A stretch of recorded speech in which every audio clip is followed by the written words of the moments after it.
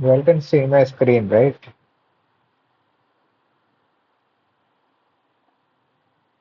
Yes, thanks. Good evening, Parvati, and good evening, Shamika. Thanks for joining.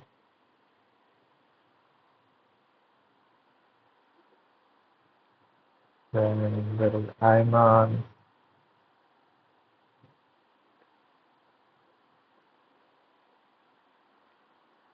Good evening, everyone. So I'll be starting the lecture in like next 2 minutes. We'll wait for others to join in, and then we'll start.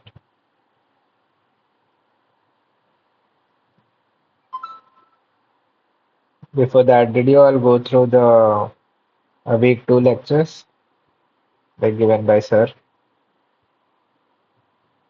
I mean the Professor Sanjeeva sir.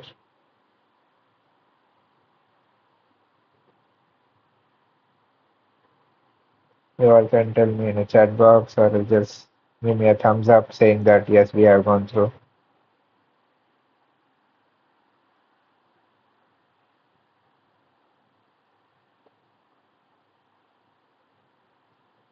Not yet. Okay.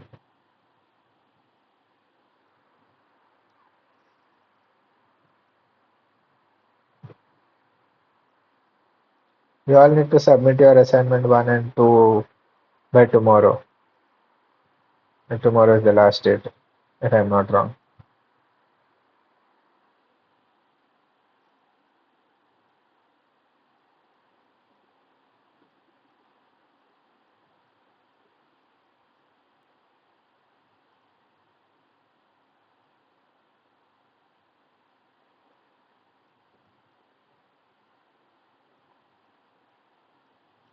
Okay, I think we can start the lectures. I think seven of you have joined the lecture.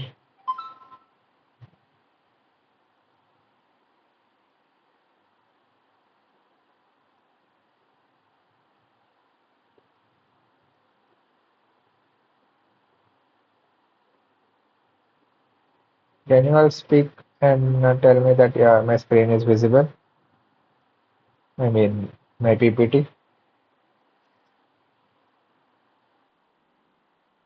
Okay, great. So in terms of week two lectures in the course which is BT05 about bioengineering and interface with biology and medicine. So what sir talked about in this lecture in his five lectures, that is lecture 6 to lecture 10, he majorly talked about in the first lecture about central dogma. So you all might have heard about central dogma in your earlier standards, or in your earlier studies, wherein you might have studied about DNA transcribes to RNA, then RNA gets translated to protein. But he in like he gave this information. Along with that, he talked a bit more about DNA itself, how DNA, the structure of DNA, how it was discovered, etc. Similarly with RNA, what are the types of RNA? Similarly, how protein is synthesized, etc. So he talked about all of those stuffs. He also talked about some of the major discoveries happened, how exactly DNA gets transmitted from one to another, all of those stuffs. Then in the lecture seven, he talked about cloning, how exactly cloning takes place, majorly about cloning, including few other stuffs as well. Then during the lecture eight video, you all can see a demonstration by one of his staff member talking to you regarding how cloning is performed uh, in a lab. And in terms of lecture 9, he talked in detail about polymerase chain reaction, that is PCR, if you all might have heard about it before. And the lecture 10, similarly, like lecture 8, a demonstration for how exactly PCR is performed was was shown. Yeah. So what I'll be doing is as we are having 2 hours, so I'll be in the initial 40 to like maybe 40 to 40 minutes to 1 hour approximately. I'll try and give a recap of all these five lectures, what sir as well as his staff members as well as lab members have tried to show. Then after that, we'll try and cover certain questions related to the same thing, and we all can solve it and we can discuss regarding that. And if you all are having any kind of doubts for the current assignments, one and two, and if you want to, if you are getting problems in term for solving that assignment, I can help you all. I cannot give you the exact answer though, but I can hint you all like how exactly you can come up to that answer. Okay. So in the first lecture, he talked about nucleic acid, gene, operon, and how organization of DNA happens and central dogma. So in this lecture, he started with what's nucleic acid is. You all know that it's the main function uh, storage molecule of is a hereditary molecule. Basically, it has all our main genetic information, and it is made up of nucleotides and how what exactly nucleotides are will be coming into that. And there are two types of nucleic acid, that is DNA and RNA, whereas DNA is the major constituent of chromosomes present inside the nucleus of a cell, whereas RNA is the functional because DNA itself cannot function. DNA needs to get transcribed to RNA, which actually will help in coding of protein. So it is a functional form of DNA is RNA, and that will actually participate in protein synthesis. So DNA directly doesn't code for uh, like it doesn't directly gets converted to protein. The DNA first gets converted to RNA. That's called transcription, and then it gets translated to proteins. So then he talked about how exactly DNA is made up of. So you all might be knowing about it. So how exactly DNA is made up of? Can anybody tell me? Like in the chat box or speak up how DNA is made up of? Like by what are the molecules it's having? Anyone? Yes? Or else you can just tell me in like what are the major components by which DNA is made up of? You all might be knowing that, I suppose. Can anybody answer in the chat box? You can also tell me that we don't know, we are new to this DNA, so you can also talk about that as well. Yeah, great Simona. So it has deoxyribose sugar, it has a phosphate and a nitrogenous base. So what are the types of nitrogenous base we are having, like in a DNA basically? Even others can answer. Ayman, Pooja, who else is there? Parvati. Even you all can answer.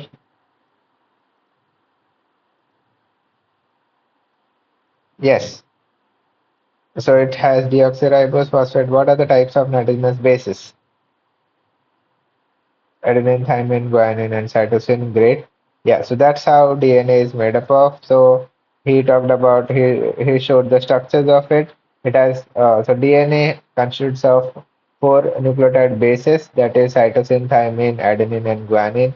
Whereas whereas adenine and guanine has purine rings, and cytosine and thymine has pyrimidine rings. That's how their structure is.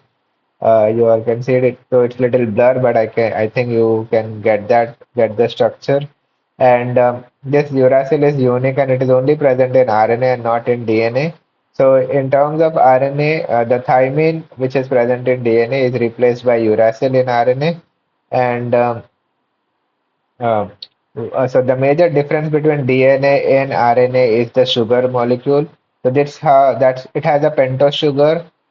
It is either in the form of ribose, which has, like you can see here in the 2' carbon, there is an OH attached, whereas in terms of DNA there is deoxyribose. Though sugar is deoxy, in the sense the oxygen molecule present here is not present in DNA.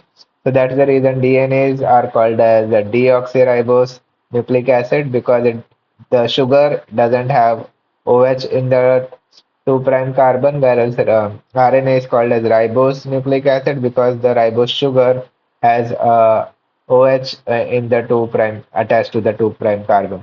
That's about pentose sugar, and with along with the sugar, there is something phosphate as well in DNA, and this phosphate actually gives DNA its charge. So if anybody tells you or asks you what is the charge of DNA, so the charge of DNA is negative, and that's what helps us to separate the molecules as well in electrophoresis. So as DNA itself has one charge, because of this phosphate molecule present in them, it is negatively charged because of the presence of phosphate. So that's how DNA, these are the major, like basic components of DNA, how it is made up of.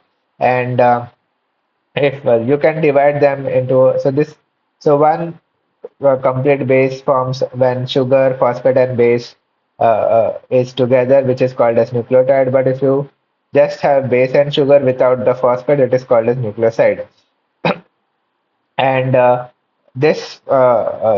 binding between two nucleotides happens with the help of a phosphodiester bond. So this phosphate gives the charge to the DNA. So it has a nitrogenous base, it has five carbon sugar and a phosphate group. So these are the three major components by which a nucleotide is made up of. And there are different types of bases, which we talked about here in DNA, and in RNA, there is one instead of thymine, there is uracil. And in terms of how they are exactly connected, so specific base pairs are there, like A binds with T and G binds with C, and they are having how they are held together. Like if you can see here, thymine has been bound to adenine, and adenine bound to thymine, cytosine to guanine, and guanine to cytosine again. If you can see the structure, and that's how the binding happens. And this is sorry, there is no binding here. It's a phosphate, it's a ribose sugar and nitrogenous base. So you can see phosphodiester bonds here where how binding is happening. And you might have always heard about DNA being 5' to 3'. So that 5' 3' concept comes with the help of the carbons itself. So if you can see here, okay, this is a little blurry, and maybe I'll try and show you in a different image.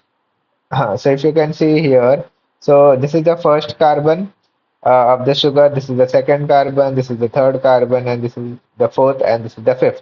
So this fifth carbon is attached with the third carbon of the next sugar, which is this is the first, second, and the third.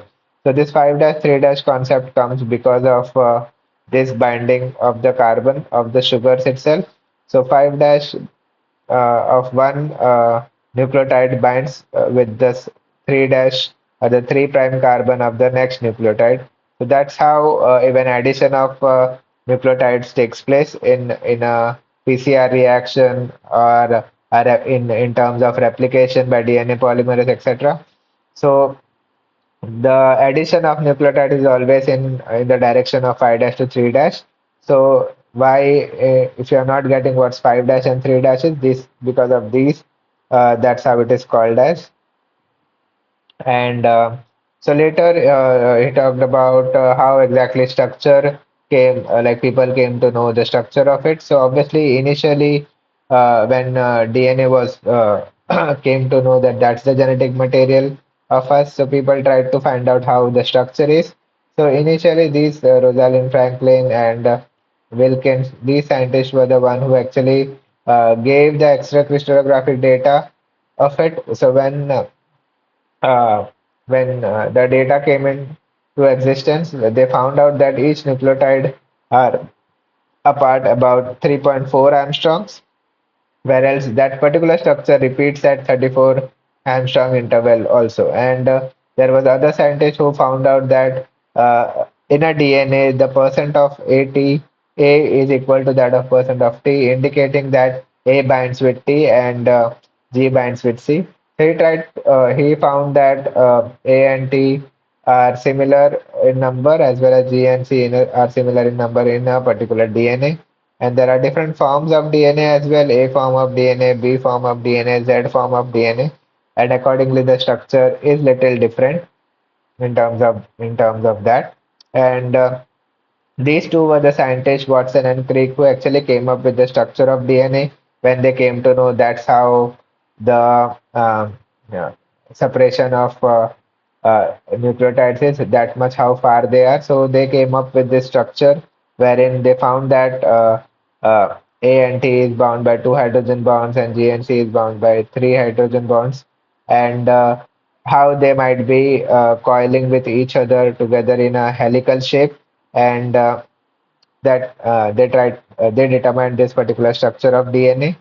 And going ahead, he talked about how DNA actually gets replicated. So instead of showing this image, I thought of taking a better image. So this is the main DNA. So the strands get separated first like this, uh, and that separation happens with the help of helicase. It is called as the unwinding of DNA as the first step. So once that unwinding happens, DNA polymerase comes and sits in that location, and it tries to uh, add nucleotides in 5' to 3' direction. You can see the arrow here. So it tries to add nucleotides as per the nucleotides present in the template strand. So complementary base pairs are added. So if there is an A in the template, a T will be added. If there is a C in the template, a G will be added. So that's what DNA polymerase does. And in this 5' to 3' direction. Whereas so why they are called as leading and lagging? Because so when this unbinding is happening, this unbinding is a continuous process. So this generally goes much more faster as the direction is 5' to 3' here, and it's continuously getting unbinded and it goes ahead continuously. Whereas in terms of the other strand, which is in opposite way, so that in terms of that strand, it goes in an opposite direction. So this particular lagging strand has to wait until some time until it gets like unwinded till here. Then again, DNA polymerase will come and sit here and synthesize later. So that's the reason it is called as lagging strand, whereas this goes continuously. It's called as leading strand. This happens because polymerase is an enzyme which can only add nucleotides in one particular direction, that is 5' to 3'. And people came up with different models when they didn't know how exactly replication happens. So they came up with semi-conservative model, conservative model, as well as dispersive model, in which they talked about, for example, this is the initial DNA. So both the parental and the new strand will be separated, and separately those replication will happen. So this unwinding will happen, and uh, when this unwinding is happening, the new strand is synthesized, and similarly, the other new strand will be synthesized for other template. That's how generally replication happens most of the time, which you can see here. But sometimes, in a rare case, there are these kind of replicative models are also followed, wherein the main parental model is conserved, whereas the new one gets it is a copy of this itself, but this new one gets replicated separately. And in terms of dispersive model, this parental itself gets into like pieces, and the new ones get generated in between, and that's how the replication happens in terms of dispersive model. And majorly, only semi-conservative model of replication happens in most of the organisms.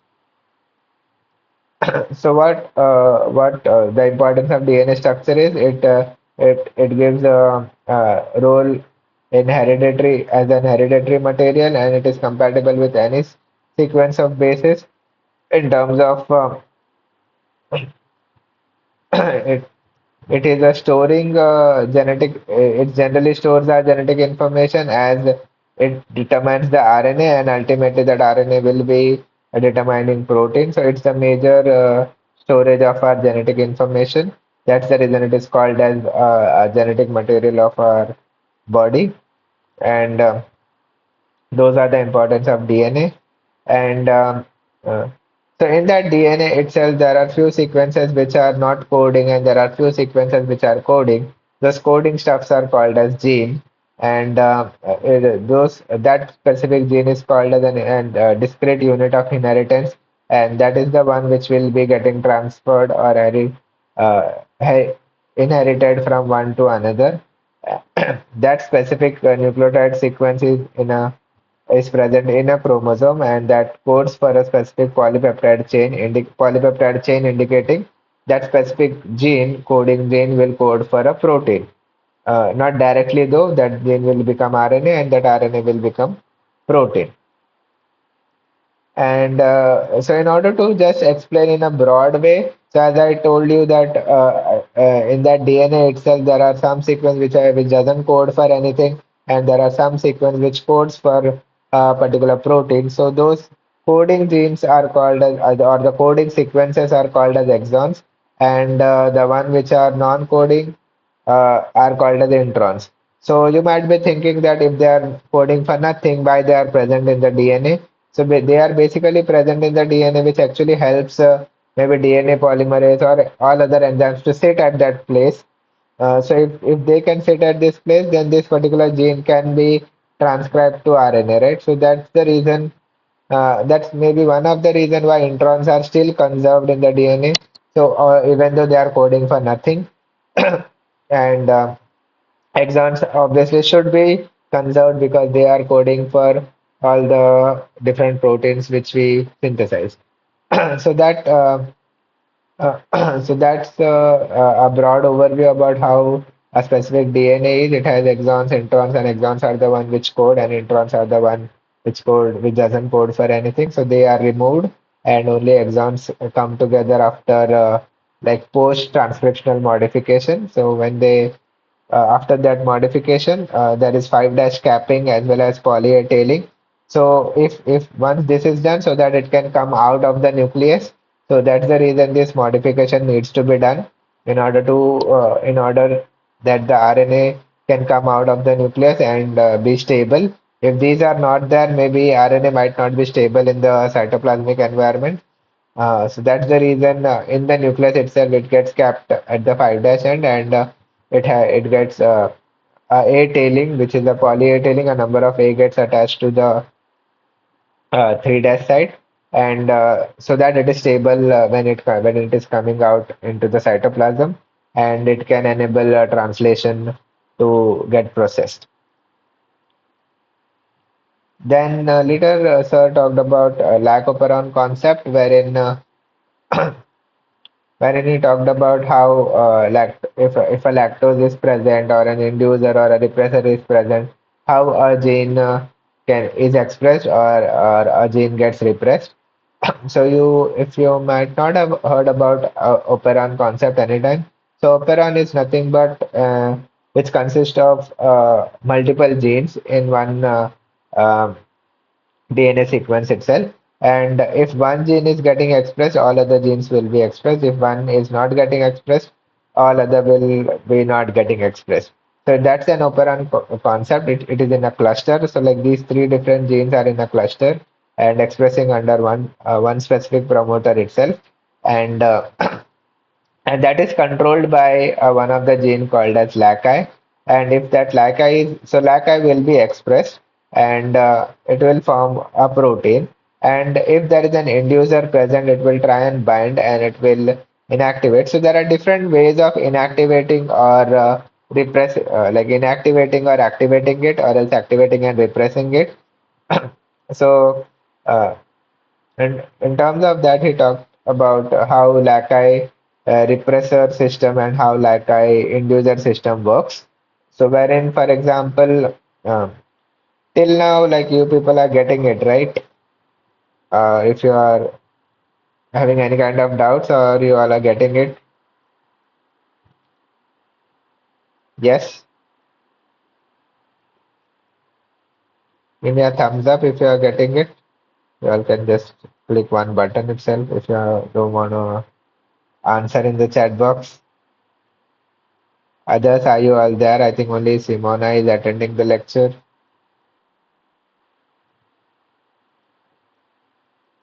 You have raised your hand. Yes, tell me.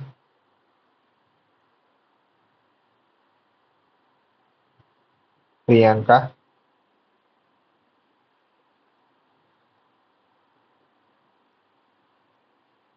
Okay, great.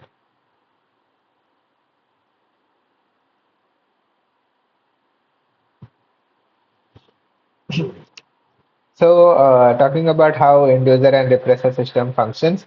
So, in a ground state, if you see an activator protein is present when there is no inducer, no repressor, nothing, then activator protein will come and bind, and with the help of this, RNA polymerase gets an indication that if this particular gene needs to be transcribed, it will transcribe. But when a repressor comes and bind, so in the operator region, then RNA polymerase cannot bind to this location and it will not get transcribed. Simple. So if you see in terms of so this yellow color thing you can see here, which has which is represented in a four circle manner. So if you are adding inducer, so this specific thing is called as presence of lactose, which results into derepression. So this lac-I will try and code with the specific gene, and that is a repressor, for example, and that turns out to be a protein which will try and bind to this operator region. And if this particular operator binds to, I mean, this particular repressor binds with the operator region. So if that happens, then RNA polymerase won't be able to go ahead and transcribe this gene, right? But if you add an end user, that end user will come in, this gray one here is an end user. That end user will come and bind with the repressor, and because of that binding, that repressor cannot bind with the operator here. And if the repressor is not binding here, then RNA polymerase can come and bind to the promoter, and the gene can be transcribed. And you can see the expression of all these three genes, that is beta galactidase, permease, and transacetylase, are getting expressed because RNA polymerase can easily bind to the promoter and express the genes because the repressor is being repressed with the help of inducer. So that's one way of understanding it. So there are different ways I was talking about inducible system and repressible system. And in these both systems, inducible and repressible systems, there is positive regulation and negative regulation. So understand one concept that inducible means that particular gene will be expressed, and repressible system means that particular gene should not be getting expressed.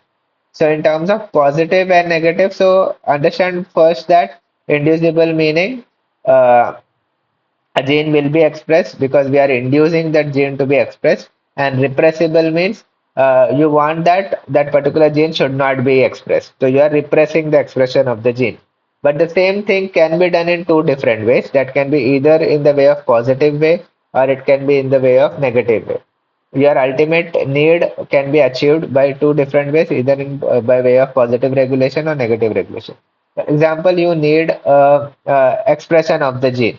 So what can be done? Either that inducer should bind with the inactivator, basically an activator which is inactive, and you want to activate that particular activator. So that can be become only activated only when an inducer comes and binds with it. So once this inducer comes and binds with it, this inactive activator gets activated. So once this gets activated, a gene will be expressed. That's called as positive regulation because you are activating something which was inactive in order to get the gene expressed. That's called as positive regulation. In a similar way, you are not allowing this repressor to bind to the operator. It was like the same the earlier thing which I was talking about. So this particular thing way of expressing the gene is called as negative regulation. So that's what it is written here, negatively controlled by lac-I repressor. So your ultimate need is to express the gene, but what you are doing is you are not doing anything that particular inducer is not doing anything here, right? It is try and binding with the repressor, and because of that, repressor cannot bind here. And if it cannot bind here, RNA polymerase can express the gene. So that's called as negative regulation because you are not allowing this to uh, getting binded with the operator. Whereas this is called as positive because you are converting an inactive one to active one, and because of that, a gene is getting expressed. So that is in terms of inducible system, positive and negative. And if you talk about repressible system, that can be also in two different ways. So here the need is, for example, you want the gene should not be expressed. So what you will be doing, whoever is the activator of this gene, if that comes and binds with the operator, the gene will be getting expressed. So what we need to do, we need to add certain repressor. So once you add that repressor will try and bind with the activator, and it will not allow the gene to get expressed because this activator will not be sitting here because it has been bound by a repressor. That's called as positive regulation because your ultimate aim is that activator should not sit here and the gene should not get transcribed. In other way around, it can also we call it as negative regulation. So wherein what you are doing is there is a repressor which was inactive initially, but as soon as you are adding added repressor, that repressor gets activated, and because of its activation, the repressor is active now, and it will not allow the gene to be getting transcribed. So initially it was inactive, so it was an inactive repressor. So we need to make it active. So in order to make that, a repressor is added, and that repressor binds with that inactive repressor and makes it active. So if you can see these small marks here, those are inducers and repressors. So they are trying to make like functioning in a two different way, either in a positive way and in a negative way, to ultimately get that need. If you're talking about inducible, you want to express the gene. If you are talking about repressible, you do not want to express the gene. So that's what operands or the inducible or repressible system works. Then later he talked about how this lac operon gets controlled with the help of cap binding or catabolite repression. So, for example, there is a culture wherein a bacterial cells are growing.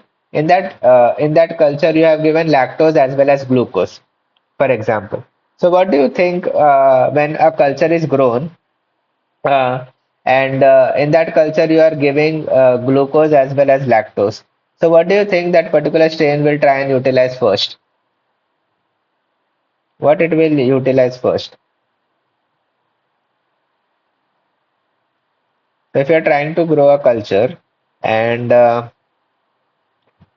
and in that culture, whatever media you are trying to provide, in that media you are giving glucose as well as lactose.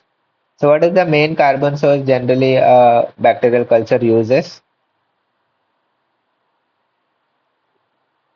Yes, is it glucose or lactose?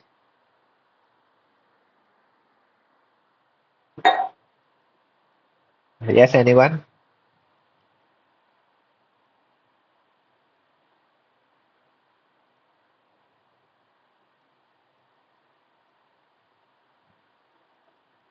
No idea.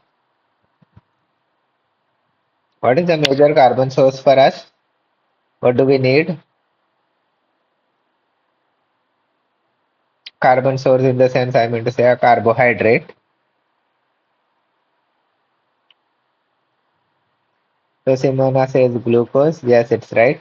So a culture will try and utilize glucose first, and so when there is high glucose, then that can be converted to ATP itself, and then that will not be getting converted to cyclic AMP. So there is no conversion of ATP to cyclic AMP, then that cyclic AMP will not be binding here, and the gene which is required for degradation of lactose, that is beta galactidase, will not be transcribed. Because in order to get transcribed, a cyclic AMP should be produced so that it will try and activate this gene, that cap site, and once this gets activated, the transcription will take place.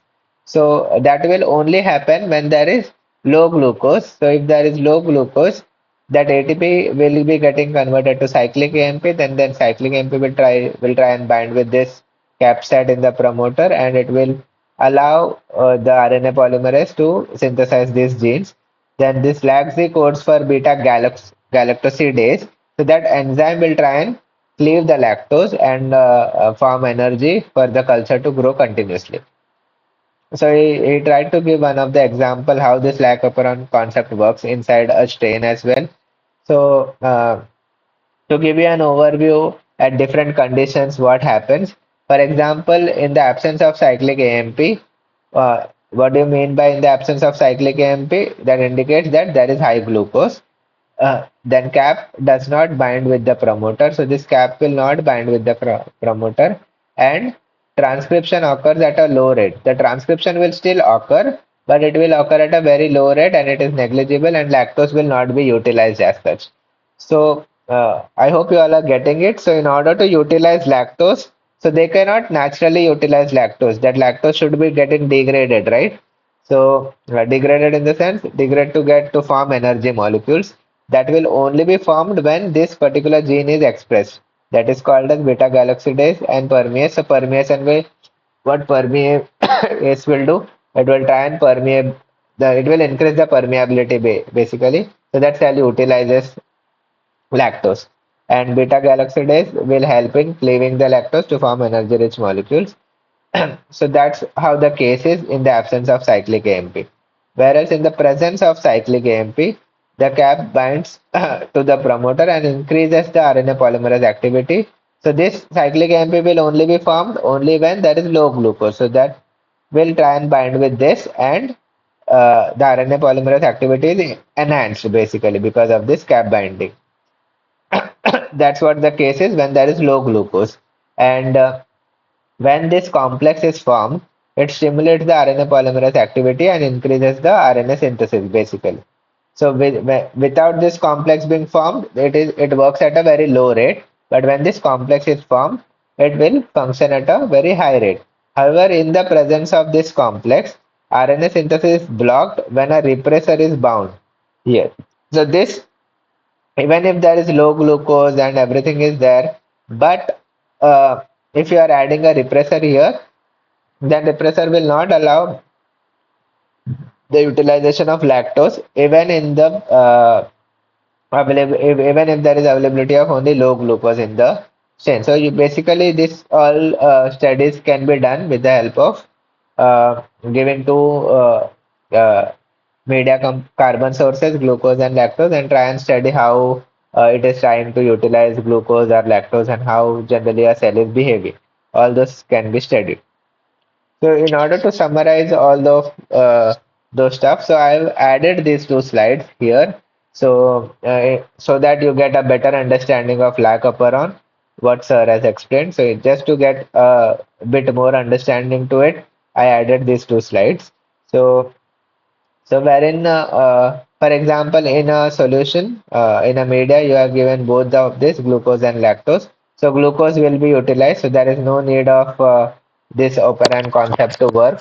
So there is no binding to DNA. The activator will not bind. The repressor will be lifted off of the operator site, and the RNA polymerase will not be will be falling off from the promoter side, and in that lac operon, no transcription will be taking place because there is no need as such because there it has glucose.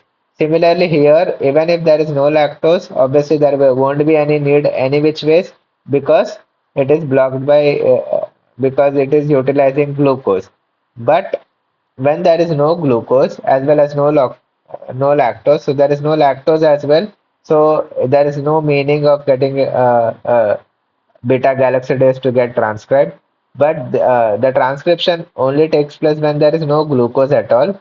So that is, as you can see here, when there is low glucose, and that gets ATP gets converted to cyclic AMP, and this actually enhances the transcription. So that's what ultimately happens, wherein when there is no glucose and only lactose present, So activator protein is bound to DNA and repressor is lifted off, means there is no repressor on that particular site, and RNA polymerase can sit on the promoter site and transcription can happen. So just to give an overview how lac operon concept works, so this is a broad summary of it. Then later, sir came back to the first stage how DNA gets compact. So in the initial lecture, maybe we didn't talk about how exactly the compaction of a DNA happens. So uh, this is how small a DNA, like this is how big a DNA is, which gets like jam, like I mean to say, very in a concise manner or a compact manner present inside a cell, that too inside a small nucleus itself. And this, there are million number of cells in the whole human body. So, so that's how compact a DNA is, like gets packed inside. So that packing happens with the help of this histone proteins, which and the model is called as beads on the string. If you can see here, it looks like a string, and there are certain beads present here. So that's the reason that model is called as beads on a string. And if you can see here, how compaction happens with the help of these histone proteins. You can see it is getting coiled and supercoiled here. So that's how compaction happens, and DNA goes into a small nucleus because of the help of these histone proteins. Then he talked about a bit of chromosomes. So basically, we are talking about DNA itself in every perspective. So in terms of humans, we have 23 pairs of chromosomes, of which 22 are autosomes, and there is one pair of sex chromosome, which is X and Y. And how that can be studied, that those can be studied by using karyotyping. And in terms of karyotyping, it also helps us to determine whether if an individual is suffering from any diseases or like that. Uh, for example, Down syndrome, so in which if in the 21st chromosome there are three chromosomes. It's called as trisomy 21. If an individual is having that, then that person is suffering from Down syndrome. Similarly, a sex determination can be done whether there are two X chromosomes available or XY chromosome available, and we can know whether a individual is a male or a female. So that can be done with the help of karyotyping. So later in the first lecture itself, he talked about certain milestones in a brief manner, and all these milestones will be taught to you in a much more detail in our later lectures. So first was how Gregor Mendel tried to depict that how inheritance takes place, how there is dominance or repressiveness, etc. All those were studied by Gregor Mendel, where he talked how, for example, if I give you a basic example, if there is a red flower and if there is a white flower, if those two plants somehow if the pollen from one of it and other plant gets mixed together, and it will try and form a lighter pink flower. For example, one plant had actually red and the other parent had white flowers, and if they get mixed together because of the mixing of genes and how inheritance is taking place, it will try and form a pink flower. So basically, he tried to understand all of those stuff using a simple pea plant, and in that pea plant, he studied different color perspective, the shape of it, how exactly it looks. So he tried to study that and tried to understand how inheritance takes place. So those all can be studied in detail in a later class. So that was achieved in the year around 1865. Then in 1953, Watson and Crick found that DNA determined the structure of DNA. Then later, these two were the scientists who found out genetic code uh, in the year 1966. Then the Cohen and Boer developed recombinant DNA technology in the year 1972. Then later, so basically, Sanger sequencing and all it came up in the year 1977. So these are certain milestones related to DNA or related to inheritance. Uh, which Sir talked about. Then later in the year 1983, a first human disease was mapped with the help of a DNA, which was Huntington disease.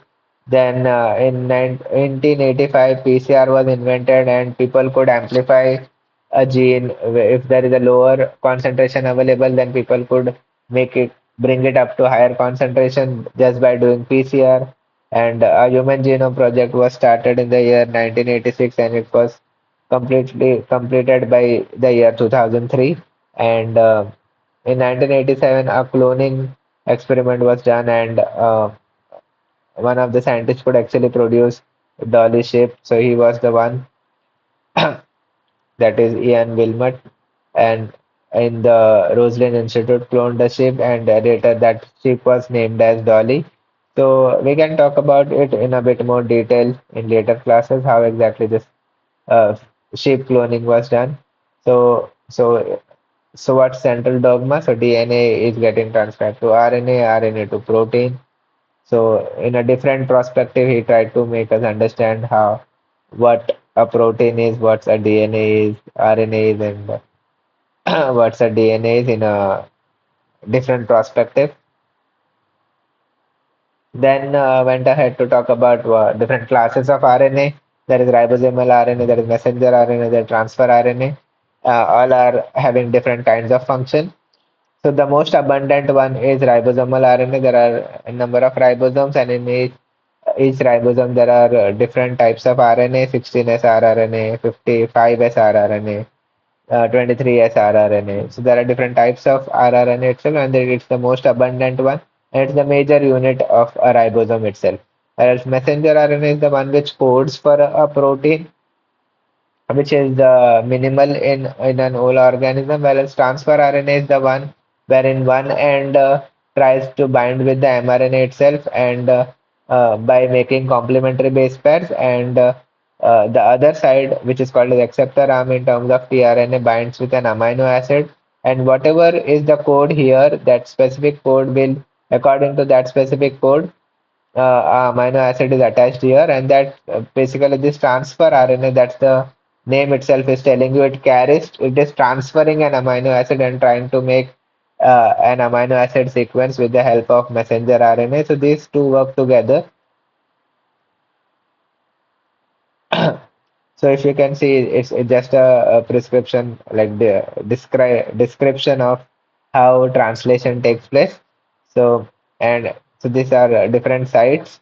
So we can talk about it in a bit more detail in later classes, but just to give an overview how it takes place. So this is one tRNA wherein these amino acids are getting attached according to the sequence of the mRNA. So then the later, whatever is the next amino acids to be attached, that tRNA comes, and that tRNA will try and make a continuous amino acid sequence with the earlier one. And similarly, that's how uh, uh, protein synthesis takes place. So this is an overall overview of transcription and translation. So there is a DNA. So that DNA gets converted to RNA. That RNA is the that needs to be processed. As I told you, it needs to have poly tailing and 5' capping, so that and introns and exons are present. So introns needs to be deleted. Deleted in the sense only exons will be coding for something. So only exons go ahead in the RNA, and that RNA, after getting modified with poly tailing and 5' capping, it goes towards the ribosomes, wherein these three different sites, A, P, and E here, like you can see these sites, in order to get translated to amino acid sequence. So you can see how this uh, translation is taking place and how amino acid sequence is growing polypeptide is getting attached. So this each tRNA molecule has one specific amino acid according to the uh, sequence present here at the anticodon loop, which binds with the mRNA. So that comes and binds with the mRNA carrying one amino acid, According to that code, that specific tRNA will come and make a protein sequence here. So that's how translation takes place, and that is how transcription takes place. So that was just an overview. So that is nothing but our central dogma. And there is one more feature which is called as alternative splicing, as I already talked about it. That is removal of introns, and only exons will come and bind together. So this alternative splicing actually helps us to make different kinds of proteins. So wherein if you can see, it was one RNA itself, but if you join 1, 2, and 4, another something protein A will be formed. Whereas if it is joining 1, 3, and 4, another protein will be formed. So accordingly, that's called as alternative splicing. So accordingly, the sequence which are coding for something are joined and a specific different protein is formed. So that's how it functions. Then RNA, one specific RNA code can code for multiple proteins before it's get spliced and forms different sequences, which are called as mature mRNA. So one pre-mRNA can code for different proteins basically. So once it becomes mature mRNA by selecting or including few specific exons, a specific protein will be produced. And once a protein is produced, that protein itself can be further modified, which is called as post-translation modification. It can be modified by phosphate bonds, it can be modified by adding a glucose or adding a lipid or adding a acetyl group or adding a hydroxyl group, etc. So all this basically helps or ena- all this basically will try and enhance the function of a protein. That's why modification is done. Later, he talked about certain omics study. So currently, people are so initially only DNA level studies were done, but now people are trying to understand a transcriptome of an individual. As you can see, this whole human genome project was done in the year around 2003. It started around 1988 and completed by 2003. So that was about DNA. Now people are trying to try and study about the transcript level, that is at RNA level. People are trying to understand at the protein level, which is called as proteomics. Even like recently, in like maybe from decade itself, people are trying to understand individual in a metabolic level, like how metabolites change in an everyday pattern. If there is an athlete, there will be different types of metabolites running in his body.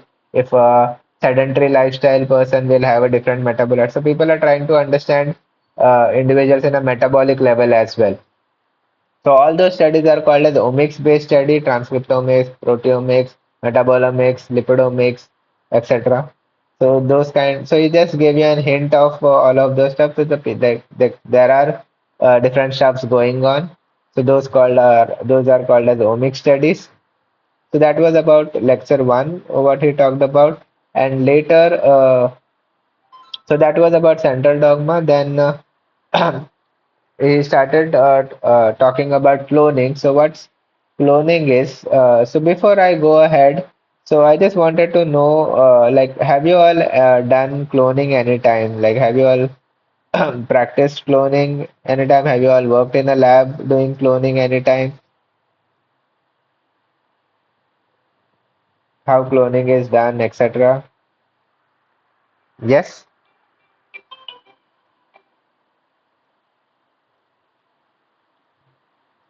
yes or no?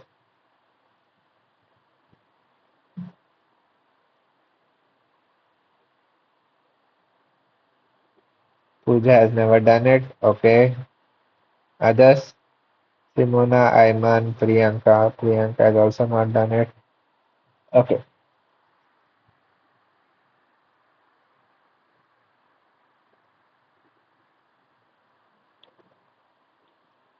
What about Ayman?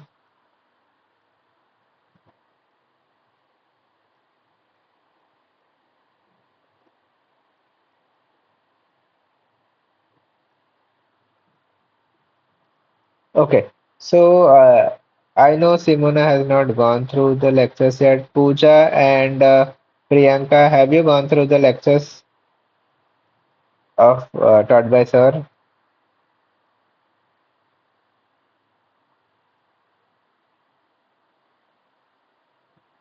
Okay, Pooja. What about Priyanka?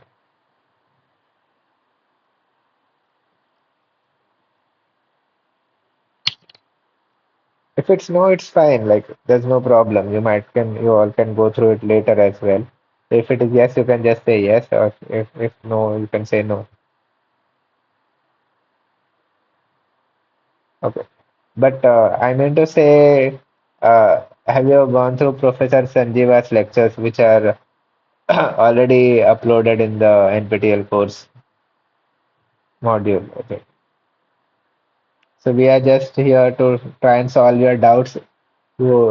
Basically, you all need to go through that initially, and if you are having any doubts, you can come to us and we can have a deeper understanding of those lectures. Okay, fine.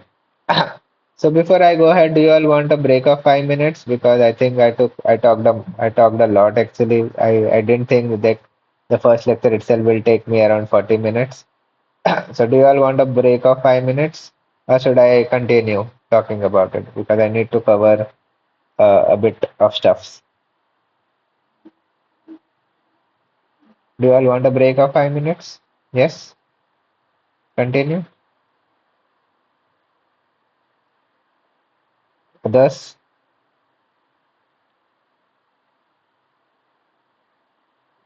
Okay, I can continue, then I'll continue. Thanks. Okay. So, might have heard about plasmid. So, plasmid is something which is extra chromosomal. It's not a part of the main bacterial genome.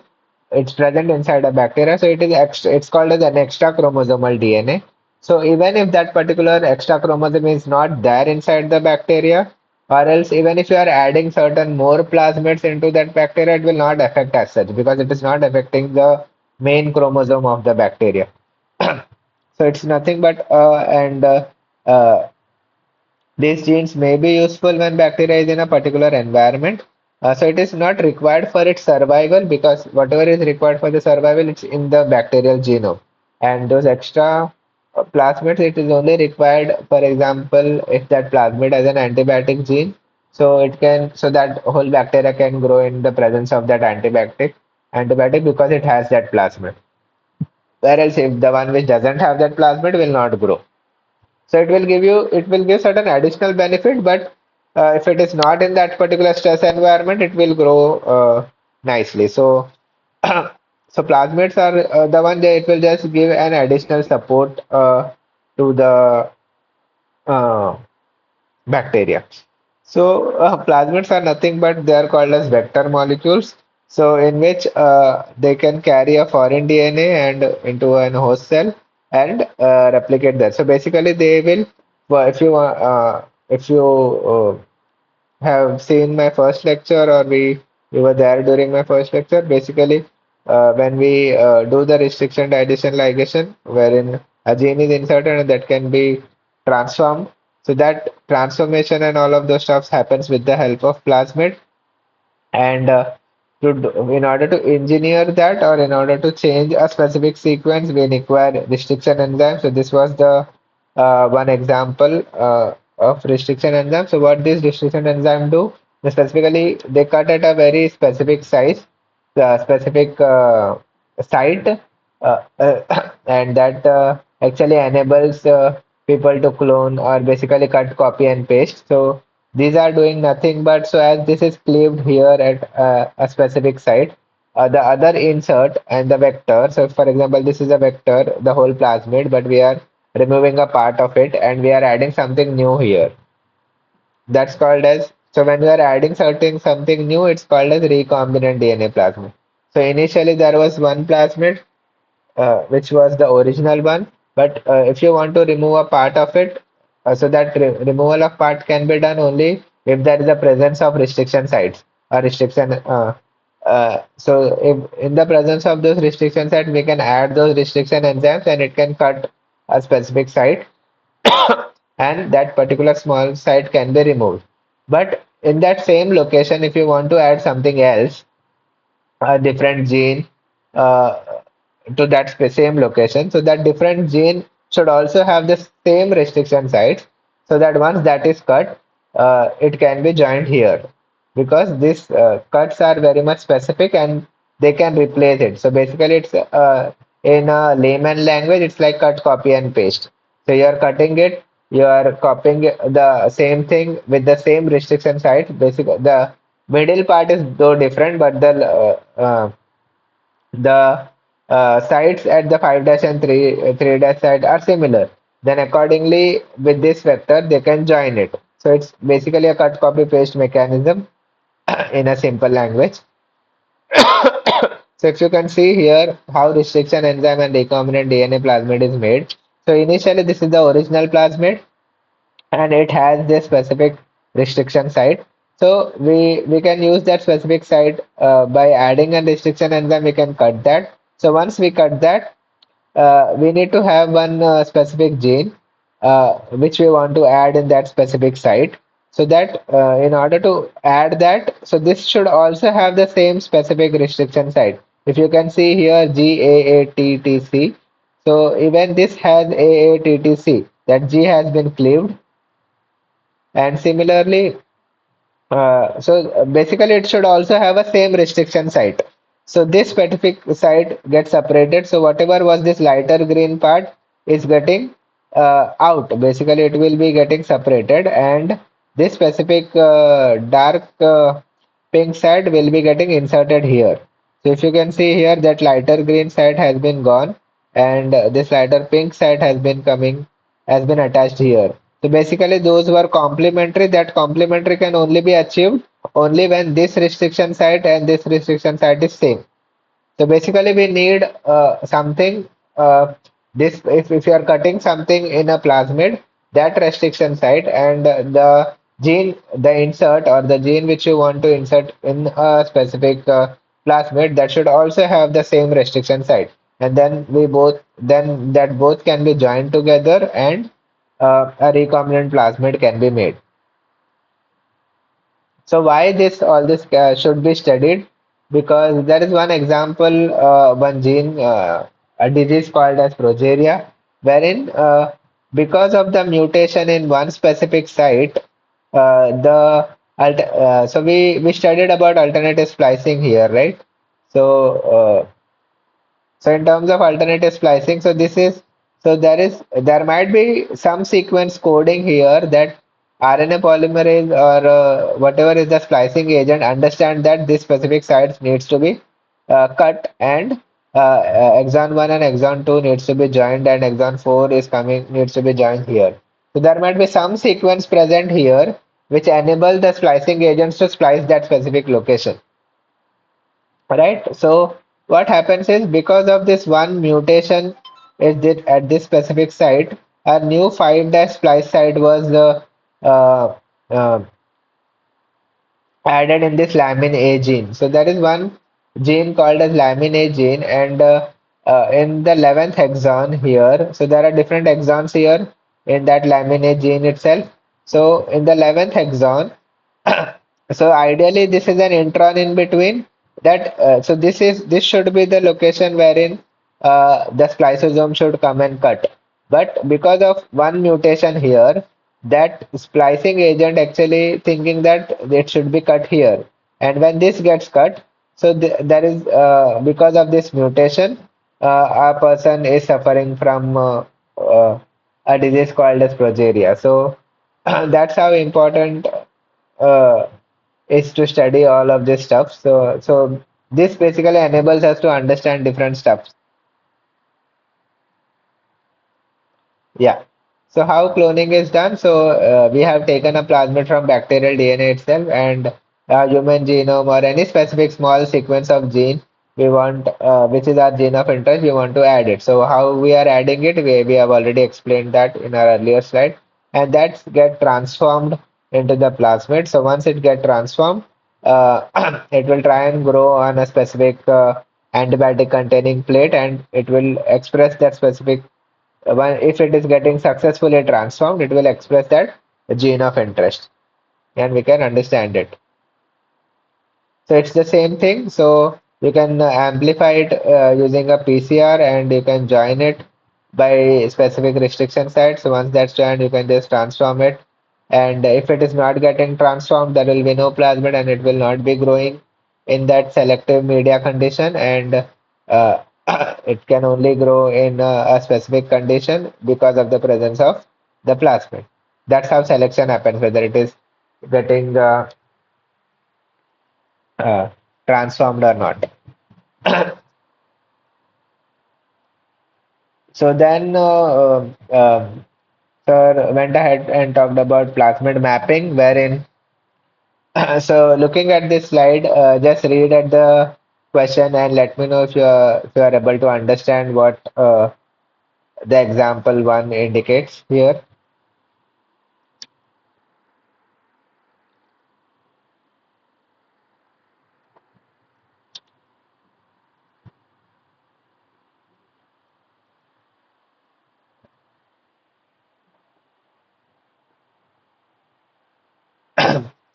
So there is one vector which is of 20 kb, so 20 kilo base pairs. So it was digested with NCO1. So NCO1 is used, which resulted in one linear fragment. So if you are cutting here, so here is the site at this specific location. If you cut with the NCO1 location, it will become linear. So you are cutting here at this specific location. So once it is cut, it will become linear. So that's what it is called. So but when hindsight three digestion is resulted into three fragments. So if this is a plasmid, there is a cut here, there is a cut here, as well as there is a cut here. So at all three locations, that is here, here, as well as here, that resulted into three fragments which had uh, so 8 plus 4, a 12 kb band as a 6 kb band and a 2 kb band. That's what they are saying. When both enzymes are used, so both enzymes in the sense NCO1 as well as N3, it resulted into four fragments, that is 8, 4, 2, and 6. Are you all getting it? So that's how you can develop a plasmid map and show restriction site. So Sir has give different examples and accordingly such kind of questions will be asked in your exam. So it can be other way around also. So plasmid map will not be given, only this question will be given and you need to draw a plasmid map, or else a plasmid map will be given and you need to talk about these sizes, what uh, and will be said that you need to cut with one restriction enzyme, you need to cut with two restriction enzyme, and you need to come up with different sizes accordingly. So that's how different questions can be asked. So in terms of developing restriction map, so this was other thing wherein other example, so a random example like enzyme X, enzyme Y. So once if you are cutting with enzyme X only, then it will form 1.2 plus 1.1, which becomes 2.3, and there will be one band of 0.25 and there will be one band of 0.75, zero point 0.7 and 0.35. If you add all of this, it becomes 1.8. So, but if you are using only one other enzyme, which is enzyme Y, then it will cleave here, here, and here. So if it is cleaving here and here, these two will be added 1.2 plus 0.35, which becomes 1.55. Then there will be one band of zero point 0.7 and then there will be one band of 1.1 plus 0.25 plus 0.75, which comes up to 2.1. But if you are using both the enzymes to cut this plasmid, then all these fragments will be formed. Are you all getting it? Is it simple to understand?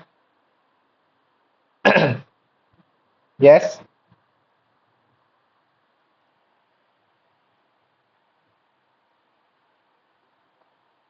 Yes, people?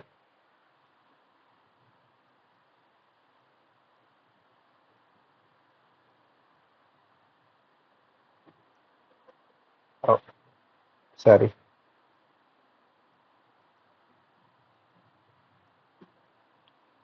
Okay. So, so we are talking about all of this, but how exactly they are visualized or how exactly we come to know that? Because when you are adding a restriction enzyme and you are adding a plasmid, it's happening inside a specific solution or a reaction, right? We cannot see it visually. Then how exactly we can visualize all of those stuff, whether these bands are formed or not formed, whether the restriction enzyme is working, whether the plasmid is cut into one piece or two pieces or three pieces. How will we come to know? How exactly we visualize them? So that in order to visualize all of those stuff, we use one technique called as agarose gel electrophoresis. As I already told you, a DNA has a charge. So DNA is negatively charged. So once you add, so there is an electric current flowing through this particular apparatus. So you need to make an agarose gel first, and it has wells inside it, and you will load your sample after your reaction is happening. You will try and you'll be loading a loading die as well as visualization die. So loading die will try and will help you in loading, as well as it will try and help you how much it is traveled on a gel. Whereas visualization will try and help you to visualize the gel under the UV light or under a trans illuminator. So this is how it looks under a trans illuminator. So these are different bands of different sizes. So in order to understand at what sizes, so we generally run a standard as well. So this is how, or else you call it as a marker or a standard. So such standards are available. So which will form different bases like 100 base pair, 200, 300, etc. So so this is just an example. So if even such questions can be asked. So if there is only A enzyme which was used, it was forming a linear band of 1000 base pair. But when B enzyme was used, it was forming two bands, that is 800 and 200 base pairs. So are you all getting it? So uh, there is one plasmid of etc. If you're just cutting with one vector, one enzyme, it forms a linear band which is of 1000 base pairs. But there is one more enzyme which is of if you are using both of them, it forms a 200 base pair one band and 800 base pair the other band. I hope you are seeing me right because I'm explaining with my hands here. And if you are using three enzymes to cut, for example, if a plasmid is having three restriction enzyme, it is forming a 600 base pair, it is forming around a 300 base pair band and a 100 base pair band. So indicating that there is two different locations at which restriction enzyme is present, and it is accordingly forming 100, 300 and 600 base pair uh, bands. So such questions can be asked. So this is one more interpreting the gel. So this in a similar way. So if this is given, you need to actually make this, and if this is given, maybe you need to make this. So that's how our questions will be. So they have randomly made a standard here. So just to make it easier to make this particular diagram. So for example, so if you are using these two restriction enzyme, and this is how the plasmid looks. So if you are using EcoR1 as well as PST1, so if this is how it will be cut cutting with the help of restriction enzyme, then this band will be formed and this band will be formed. So 1.94 plus zero point 0.2 gives you 2.14 and 0.46. But if you are using EcoR1 and BAMH1, then this will be formed and this will be together. So 1.94 plus zero point 0.26, which becomes 2.4 and zero point 0.2. But you are using all three, then this and this will be formed. So that's how you can create this, as well as it can be other way around as well. This will be given and you need to make this, or else this will be given and you need to make this. That was about the second lecture. Then a similar demonstration was done. So I was thinking if you all might have gone through that lecture, it would be easier to write how DNA cloning was done. So let's see if time permits today, we'll talk about how exactly different steps of DNA cloning is done. You can watch this video of DNA cloning and understand how. So it's the same thing, how exactly we actually talked about it in how exactly a plasmid restriction digestion is being done. So, uh, in a lab, basically, how it is, how a plasmid is made, how engineering is done, how it is getting transformed in a stain, all those. So, this is one of the stuff I tried to explain how exactly it is done inside a lab. Uh, in order to get transformed, that particular stain should be competent, and there is a procedure by which uh, a cell gets gets gets competency. I mean, what do you understand by competency? Is like if there is a cell, it will not naturally take uh, outer DNA inside it, right? So in order to make that specific organism to take the outside plasmid inside it, we need to make this cell competent. So in order to make this cell competent, there are different ways. One of the way is using chilled CaCl2. So so when that particular cell comes in contact with the chilled CaCl2, it forms pores inside, uh, uh, like not inside, outside the cell wall. So because of that making of pores, the outside DNA can easily and can get entered into the cell. So we need to make the cell competent first so that transformation can take place. So we did talk about transformation, conjugation, and transduction in our earlier lecture. Then Sir went ahead and talked about polymerase chain reaction. So what is PCR? It was discovered by Caramulis, wherein so what PCR does is in a plasmid or in a whole genome itself. So the whole genome is itself is very big, right? But we want one gene itself, one specific short sequence. So how can we have that one specific short sequence itself? By amplifying that specific short sequence. That amplification happens with the help of PCR. So there are three steps in this PCR, and the major why PCR came into existence because uh, one of the enzyme called a stack polymerase was could get successfully isolated from one of the bacteria which was Thermus aquaticus. So we actually wanted an heat stable polymerase so that PCR could take place, and successfully Carimulus could found that and isolate it and try to um, and thus he made a PCR machine, and now we are using it in all of our cloning techniques.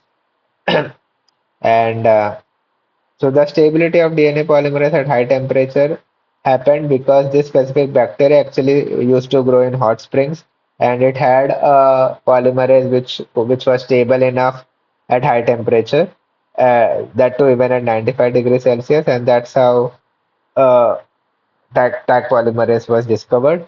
And currently, along with Taq polymerase, there are a number of other polymerases also like Q5, there is PFU, uh, fusion. So there are different types of polymerases, but Taq polymerase was the initial one to get discovered. I think my charging is a little less. Just give me 2 minutes.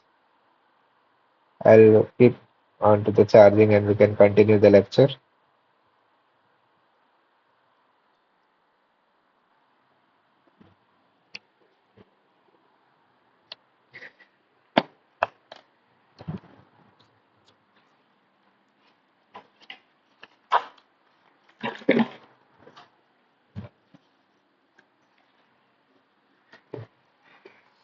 बंदा होता है बंदा होता है.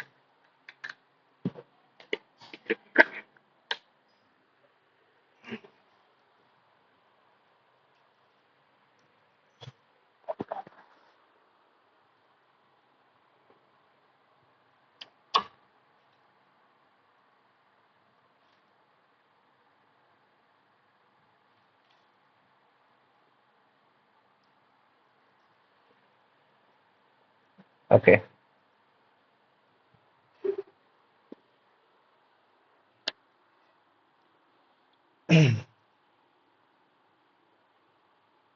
Yes, my visit. Okay. Then what happens in PCR is so if there is a target sequence, that target sequence gets initially denatured. So that happens at a higher temperature. Then once that's get denatured, we need to design primers first accordingly. So that also adds, and we need to add Taq polymerase so that nucleotides will be added in a direction of 5' to 3', and that same sequence will be copied with the help of nucleotides which we are adding in the reaction, and those nucleotides are added here with the help of Taq polymerase. That happens at annealing temperature, and later once that PCR is basically annealing is a temperature wherein that primers will try and locate a specific site, the complementary site, and it will try and bind at that location. And extension is the phase wherein nucleotides are added in a 5' to 3' direction. So that's how PCR works. It's the same thing that happens in the cycle one, and later in the cycle two, it again gets splits up, and primer gets attached, and again, again, this cycle keeps on repeating. Like once these are formed, then there are two, instead of one template here, there are two templates available in the next reaction, and primers gets attached here, and in the at the annealing temperature, and polymerase will add the nucleotides further in the extension phase. That's in the second cycle. Then again in the third cycle there will be four fragments available as a template.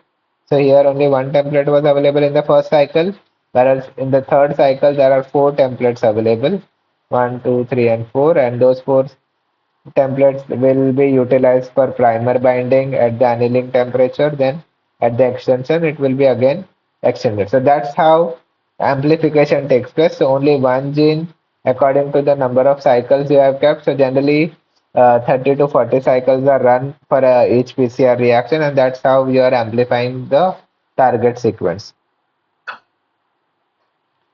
Uh, so if you all have might not heard about primers anytime, so what are primers? The primers are the short strand of nucleotides which are generally around 18 to 28 nucleotides, and it should generally have 50 to 60% of GC content, so that it will basically so that it will be stable enough to bind to this specific complementary site. So why GC content? Can anybody tell me why not AT content? Yes, any idea?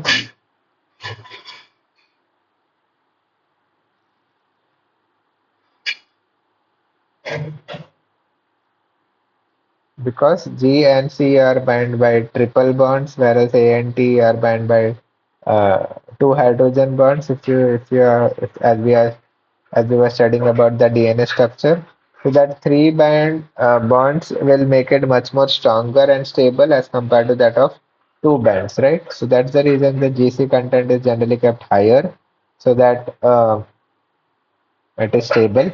And And in order to understand a TM, we need to calculate in this manner. So note this particular formula, that is A, whatever the number of A and the number of T in a sequence, that is multiplied by 2, and number of G and number of C are added and multiplied by 4. And once you add these two values, you will understand what TM should be used. So TM is nothing but the melting temperature which needs to be used in the PCR reaction. So that's how TM is calculated. So people or like there might be questions in which there will be a sequence given and you need to determine a TM of it. So this is the formula for it. You can note this down. So basically you need to design primer. So if there is the whole sequence like this, so this can be your forward primer, this can be your reverse primer.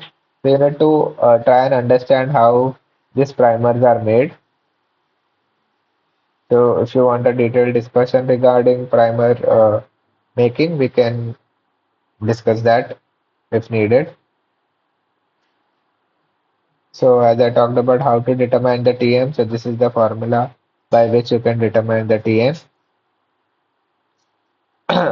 So basically, the benefit of PCR is within few hours it can make billions of copies of a specific target, and even if that segment makes less than error rate is 0.01% to the total DNA in the sample. So that's how smaller segments can be amplified. That's what that slide is saying. And you can also introduce, try and understand small mutations as well with the help of PCR. So DNA sequence, as you might have heard about coding as well. So if this is a DNA sequence, that DNA sequence codes for certain amino acids. So three nucleotides codes for one amino acid. So if there is a change in one nucleotide also, that might change the protein to like change the amino acid itself. For example, if there is a mutation here, if this is the sequence of DNA and if this G has been replaced by C, so basically in this upper sequence, if A, it should be C, right? So when it is C, it will code for serine. But if you replace that C with G, it will code for cysteine. So even with the change of one nucleotide itself, the amino acids gets changed. And if an amino acid gets changed, the function will be changed. And that's how mutations are can be much more dangerous as well, and they can be in an opposite way also. It can benefit as well. So, but mostly mutations leads to dangerous situations. So in order to study all of the stuff, PCR can be used.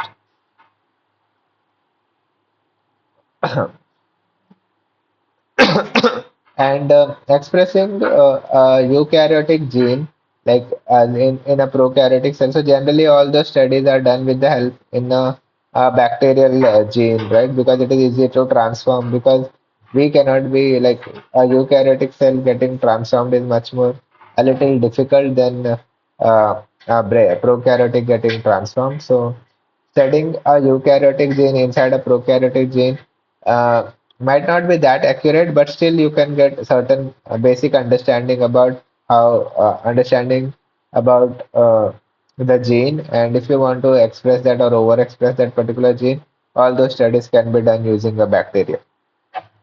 So to give an overview of all of those stuffs, if you want to study a mutant gene, so you need, for example, there was a mutation, and you basically need to amplify that. In order to amplify that, you need to first design primers. You can see the primers here in blue and red here. So first you need to design them first, and after designing them, you can set up a PCR reaction and amplify those genes here. The once you have the insert gene, you need to clone it here. So that should also have restriction enzymes similar to that of restriction sites here. So you need to digest both of these. So once you digest this smaller fragment will be where should be removed, and this particular gene will be getting inserted here. And that can be that this forms a recombinant plasmid. That recombinant plasmid can be transformed, so there is a protocol of transformation once you get transformed. So that specific gene plasmid also has antibiotic resistance gene. And if it is getting transformed, that particular bacteria will grow in a antibiotic containing plate. Then you need to pick up these colonies and try to check whether they are positive with your gene itself. So basically you'll be doing the PCR again with these colonies and try and check if you are getting this band with the after amplification. So that's how a basic overview of cloning is.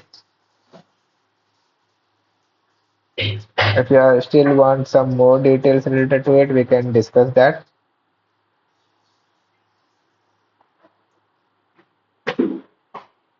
So for a PCR reaction to set up, you require forward primer, you require reverse primer, you require DNTP. DNTP is nothing but deoxyribonucleoside triphosphates, which are added, basically addition of nucleotides. And we need buffer. So what is a buffer? So it will try and maintain the pH of your reaction. So buffer needs to be added, and in order to keep Taq polymerase active and stable, also buffer is required. So Taq polymerase will enable addition of nucleotides, which we are adding as DNTP after a primer is attached, and template will get amplified, and water is used accordingly to bring up the volume and make a stable concentration of all of this. So that's how PCR reaction is set up, and this accordingly denaturation, temperature, annealing, and elongation temperatures are given, and a PCR reaction, a number of cycles is given. After a PCR reaction is set up, then an agarose gel is prepared, and uh,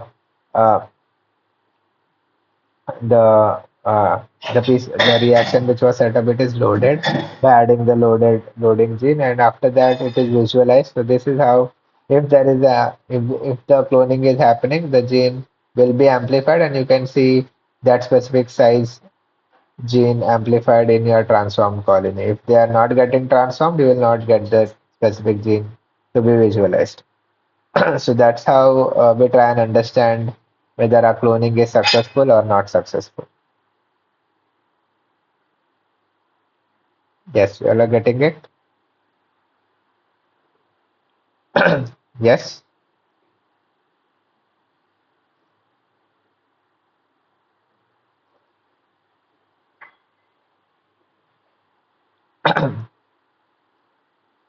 So if you all are having any doubts and need to understand more about how exactly cloning is done, you can first refer the video once of cloning. And if you still have doubts related to that, we can discuss more on that maybe in our coming lecture.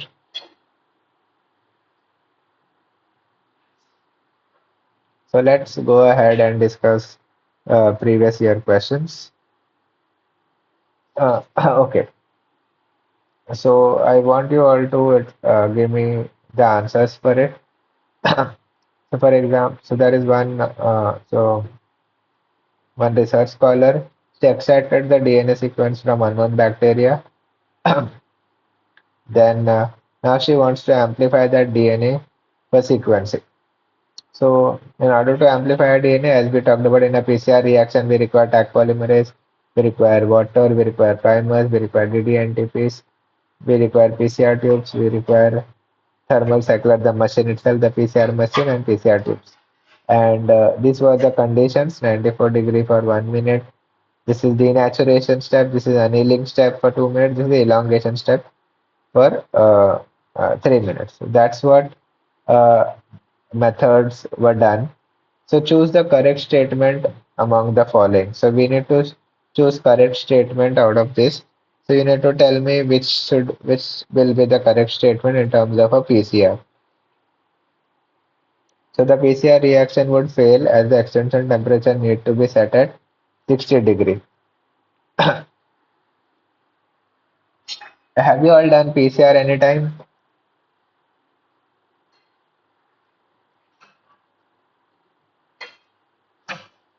Yes?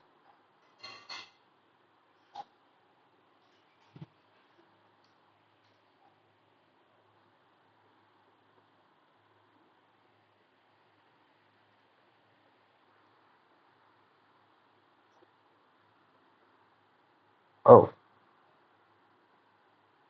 well, I have not done. So I think it is difficult for you all to answer this question, or you did understand what a PCR is.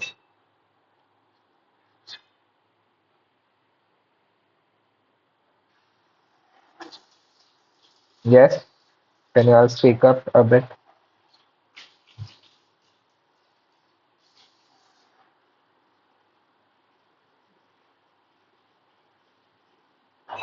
Yes?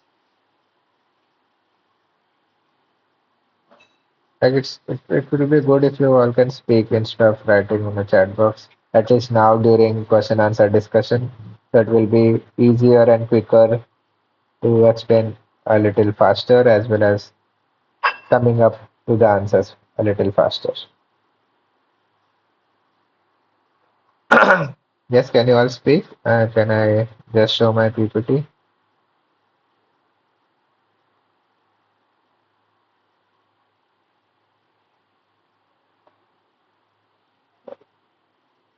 The PCR reaction would fail as the denaturation temperature exceeds the melting.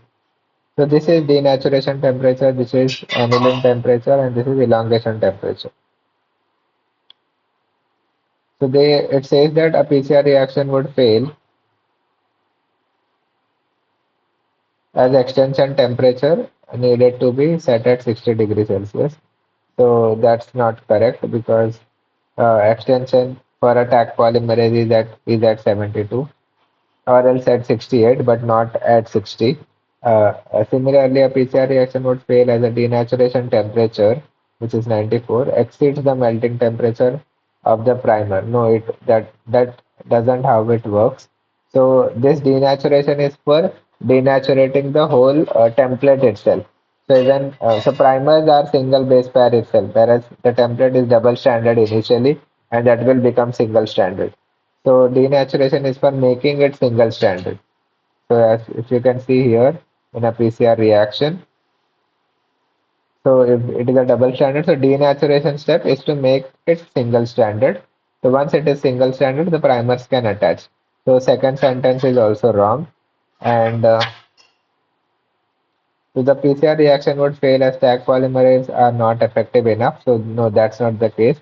Tag polymerase are effective enough and they are stable at 90 till 95 degrees as well. So this is also a wrong sentence. So what is the correct statement is the PCR reaction would fail as DDNTPs won't allow to incorporate the other nucleotides and extension would stop. So what do you think? So it is dideoxyribose. So generally what uh, so DNTPs are added in a PCR reaction and not DDNTPs. So if you want to stop the reaction of PCR, we actually add DDNTPs and so dideoxyribose in the sense so no other nucleotides can be added further that if a DDNTP is added. So that's the reason a PCR reaction would fail and this will not allow incorporation of other nucleotides. So that's the correct answer. Let's go ahead and check the second question. So in ISRO, there was one mission and so what the question is, so they tried to find different organisms, understanding the genome constitution of an organism. From the moon, they got certain samples and they extracted the DNA sequences from all those samples. And after sequencing, they found four different types of DNA sequences, organism A, B, C, and D. And on further analyzing, she found that the following composition of DNA from four types of DNA sequences, supposedly from four different organisms, as follows. So, so basically, they ultimately ended up seeing that there are four different types of organism itself, as they different types, a different number of bases were uh, found. So which of the organism DNA composition matches with the double-stranded DNA composition of the organisms of Earth? So looking at this, so if you have looked at this particular formula of given by Chargaff, so using that, where is that? Wait a minute. So using that specific equation, you can try to find the answer for that question. Where is it? Okay. So Erwin Chargaff rule said that the percent of A is equal to percent of T and percent of G is equal to percent of C, saying that whatever the number of bases of A are, it will be equal to number of T and number of G will be equal to number of C. So if you look at this question, at least now you all can answer the question.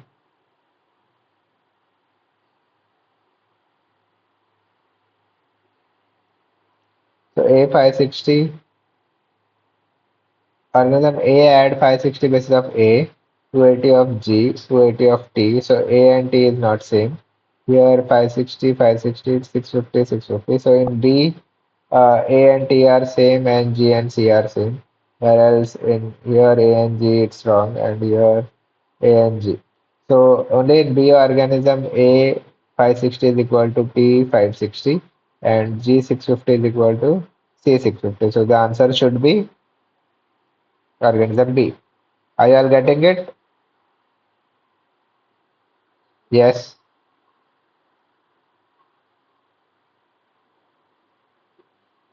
Okay.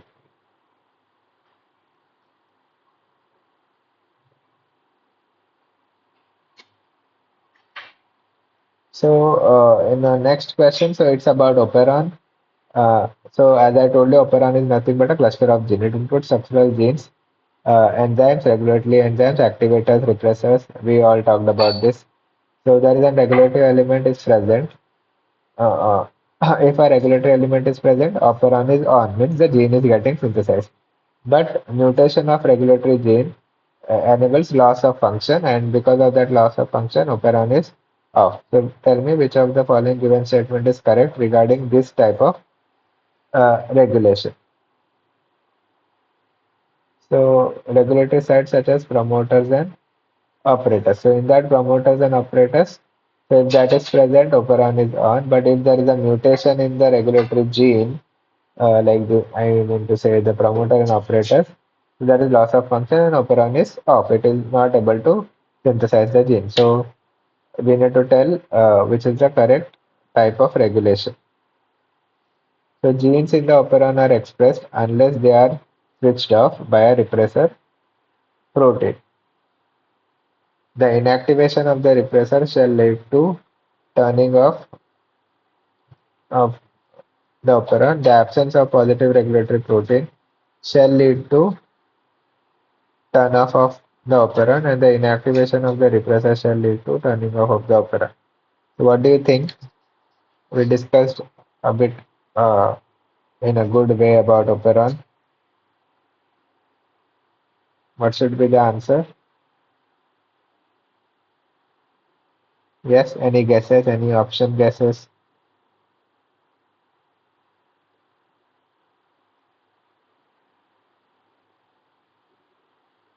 so that I can see a chat box here. Yes, tell me.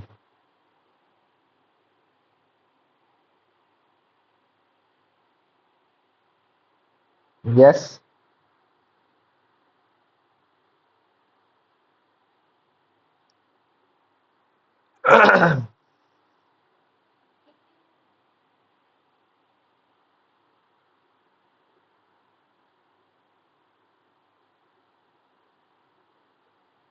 You can guess the answer at least,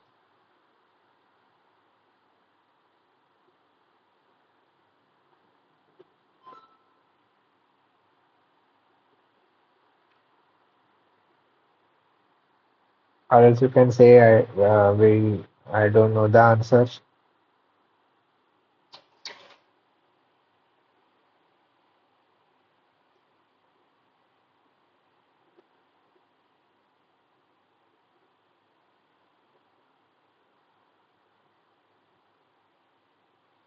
So answer is the absence of positive regulatory protein shall lead to turn off of the protein. So the answer is C. So they are asking about the correct statement regarding this type of regulation. So if there is an absence of positive regulatory protein, it will turn off. The positive regulatory in the sense it is we are talking about inducers here, right? So if there is no if there is an absence of that, it will turn off. And if that is present, then it will on. So that's what it was written here. If the regulatory element is present, it will on, and if there is not there, or if there is a mutation or loss of function, it will be getting off.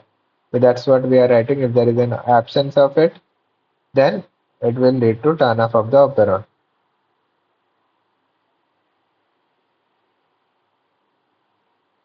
1, 2, and 3 are correct. No, the answer is 3 only. Okay. So now in terms of this, so you will need to answer. So consider this plasmid. There is a plasmid here, and there is an experiment performed, and it gave such kind of bands. So lane A gave around 28 kb band. So 28 kb band indicating. So what the question is? So lane A has around a band of 29 kilodalton, and lane B has three bands, that is 6 kb, 11 kb, and 12 kb. This is 6, 11, and 12. What does lane A and lane B correspond to? So if you are talking about 29, so I think it's only one. So if you can you all add this once? So 9 plus 3 becomes 11. 12, 12 plus 4 is 16. 16 plus 7 is 16 plus 15. It becomes 29. So there is only one restriction enzyme which was used so that it becomes a linear and it will form a 29 kilodalton band. So double digestion by eco R1. Eco R1 से double digestion करेंगे तो it will not form 29 kilodalton, right? So this option can be eliminated. Digestion by STU1. So if you do STU1, say there is only one side.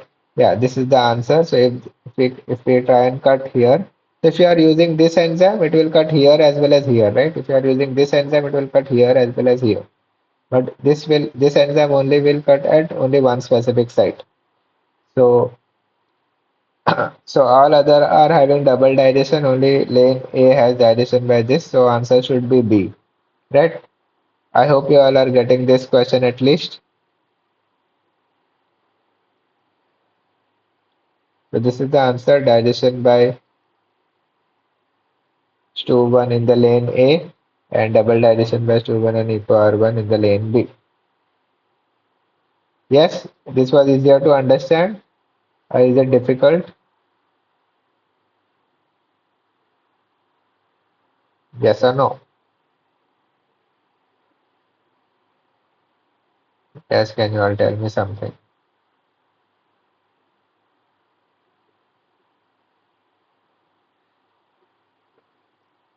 Okay, so that was the answer. So now you all can try and solve this also. So these are different options, and this is how uh, the band patterns were as I was talking to you all. So so consider the following the electrophoresis. So when you cut by only hint 3, it gave 34 kilodalton. So hint 3 should be present only one side. So there is one side here, there is one side here, there is one side. Okay, everything has one side itself. So there is 8, 4, 6. I think all of this come up with 34 kb. So now let's see eco R1 and hint 3. If you are doing this digestion, it should form 16. It should form 16, 8, 6, and 4. 16, 8, 6, and 4 using eco R1 and hint 3.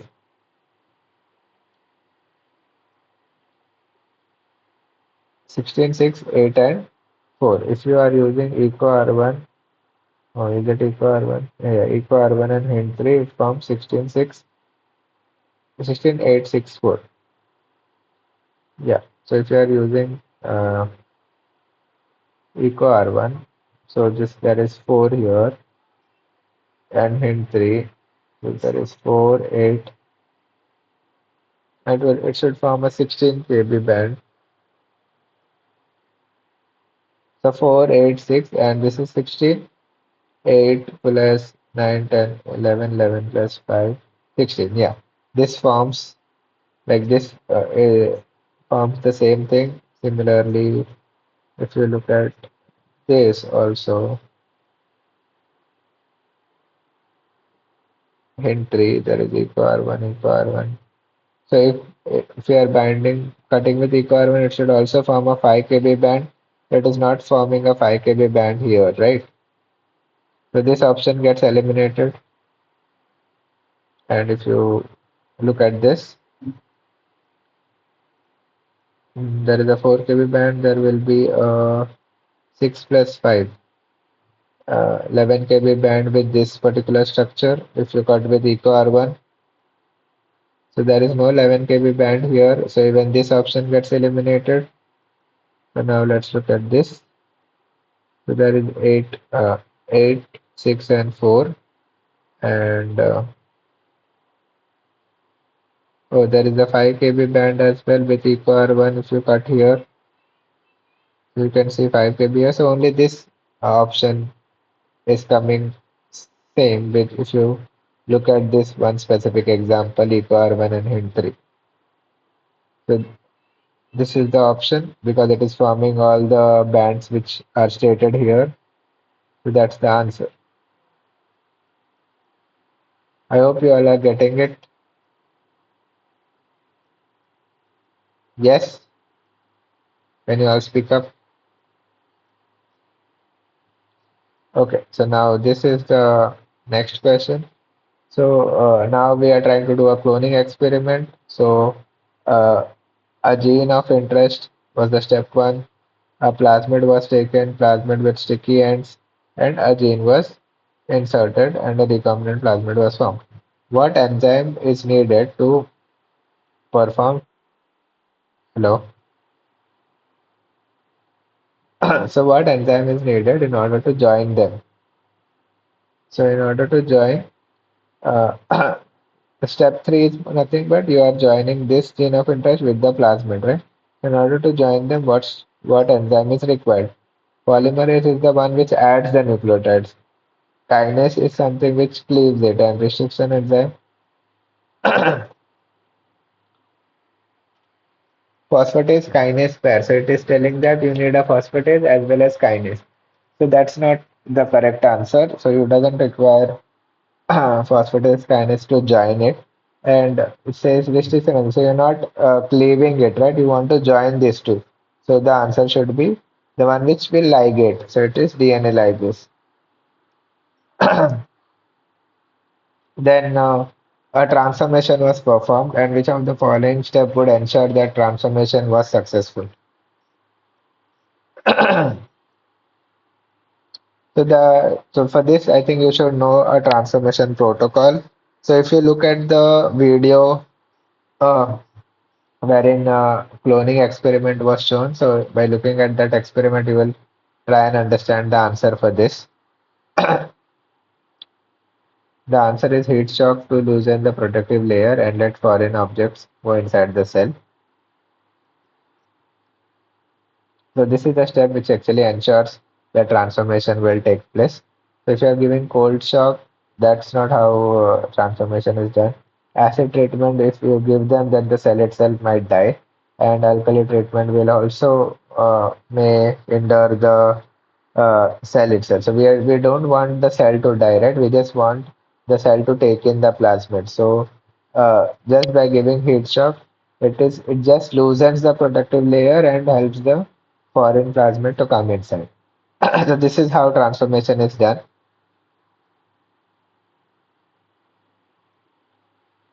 So what is the n number of cycles of which we set up the reaction? So so so Raman went for a vacation. He isolated different eukaryotes from this place. He intended to understand the genome composition of that. For this, he performed PCR to amplify. After n number of cycles, these number of copies of DNA. So if you are good at mathematics, it is very easy to answer this. So basically, as if there is one template initially, after one cycle, it will become two. After two cycle, it will become four. After three cycles, that four will become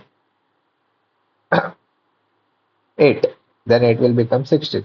So that's how multiplication happens. So if the final number was this, then what is the number of cycles required? If the number of if you can calculate accordingly with the formula, then the number of cycles is 20. So so forward primer is of 14 bases. So this is the whole sequence, and the forward primer is of initial 14 bases itself. We can accordingly count the number of bases here, and what you need to find is the annealing temperature. So annealing temperature is nothing but Tm minus 5. So Tm is melting temperature, and we have already talked about what's the Tm, how Tm is calculated. So look at that formula, try and calculate this by just looking at the 14 initial 14 bases. Then you will get an answer that is your Tm. But the question is, what should be the annealing temperature? So annealing temperature is nothing but so Tm is basically sorry, annealing temperature is nothing but Tm minus 5 degrees Celsius. So whatever the Tm you get by that calculation, do it minus 5, and that should be the answer for your annealing temperature. So what are the steps in order to correct and you should follow while preparing a competent cell? So as I was talking about that, so in order to make a competent cell, there is a procedure. So obviously you need to have ice incubation, then calcium chloride treatment, ice incubation with recombinant DNA. Oh, not. So we are preparing the competent cell. We are not initially engineering them, so we don't require recombinant DNA heat shock. We are not transforming them right away.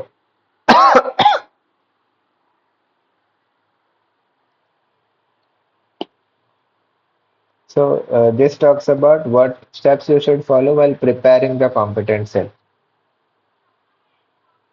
Oh, it talks about, I think it is talking about preparation and then transforming as well.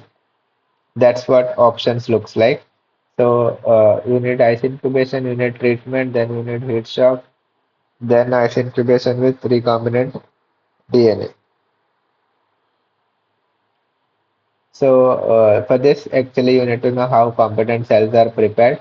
So I have given a slide how competent cells are prepared in earlier slides. The answer is so you need to incubate first, and then calcium chloride treatment is given. So once that is given, it will loosen the cell, and basically it will form pores, and that uh, uh, then we add the recombinant DNA to it. So once you add that.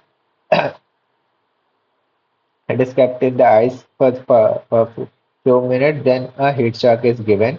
So once a heat shock is given, it will take in the plasmid and final incubation at ice for some time, and then it is plated on a plate.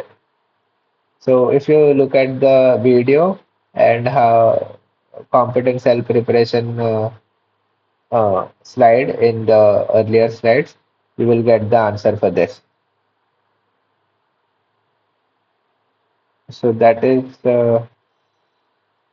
it for the today's lecture, and we can meet next Tuesday.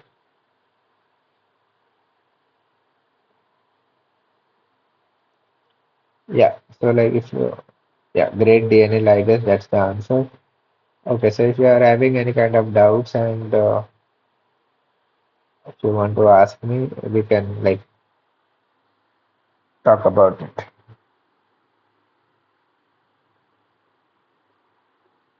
Yes,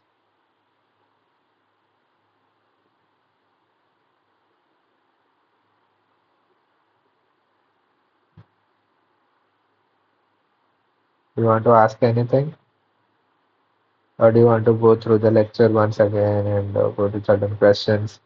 And if you are having doubts, you can ask me in the next lecture. That's how we should do.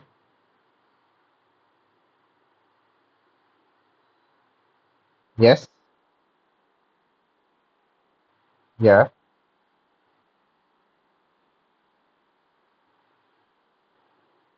This TM, get the formula. This is the formula a plus t into 2 plus b plus c into 4. That's how you will get the Tn.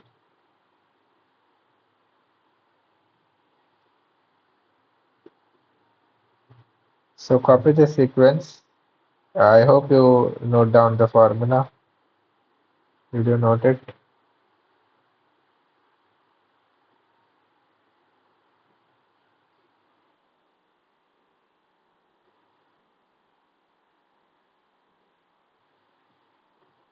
Yeah,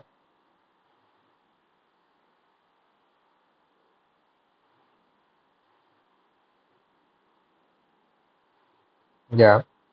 So there are five A's here. One, two, three, four, five. And AC, one, two, three. Okay. Then G and C.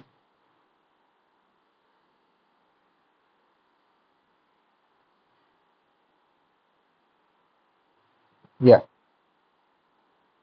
So if you calculate that and add that, you need to multiply by 2 A and T thing and multiply by 4 G and C thing. And 16 into 4 and what was A and T? I forgot.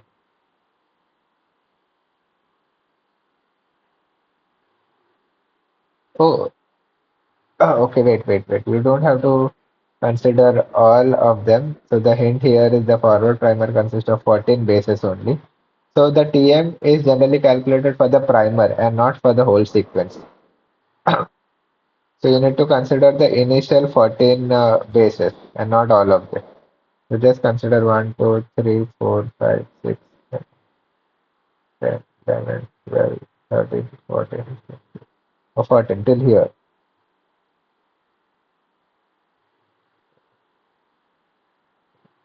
10, 11, 12, 13, 14, till A. Yeah.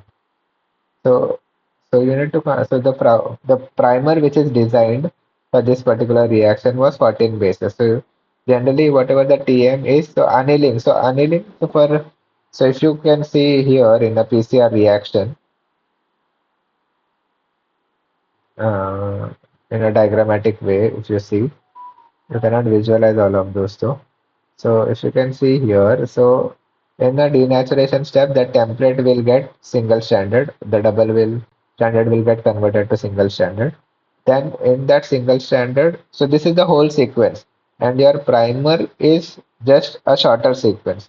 So what they have said in the question that your primer is only 14 base pairs, and this is a bigger sequence which you are, if you consider all of that, so that's not how TM is calculated.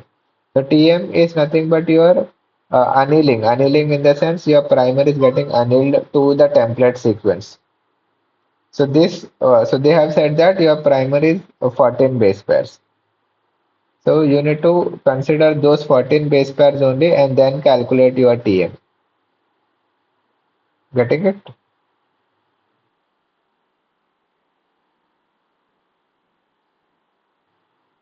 So what answer you are getting from that if you consider only 14 bases? Directly it is 44? Okay. But that's what TM is. But generally, for when you are setting up a PCR reaction, so annealing temperature we generally consider try and keep uh, uh, like whatever TM we are getting, we generally minus that with 5 degrees Celsius. Basically, plus or minus 5 degrees Celsius works. So if annealing temperature is 44 degrees Celsius, then basically, if Tm is 44 degrees Celsius, then annealing temperature we can keep it from 41 to 49 basically. So you can play with that specific temperatures in order to get a successful PCR result. So well, that is for when you are doing a PCR reaction. That's how we can check, and whichever condition works for you, a PCR is set up like that.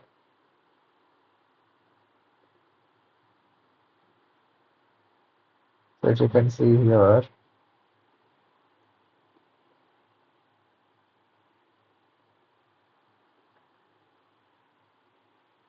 So yes, so that's what I was saying. In generally, an ambient temperature is roughly 3 to 5 degrees Celsius below the melting temperature. So it's plus or minus 5 generally how PCR is set up.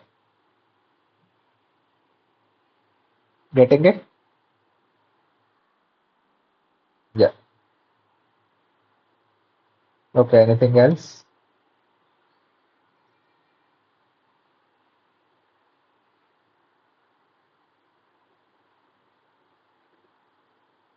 Okay, then thank you. If you are having any kind of doubts, you can email me or you can talk to me in the next lecture, coming Tuesday, same time, 7 to 9. So I think we can end the lecture now. Thank you for attending.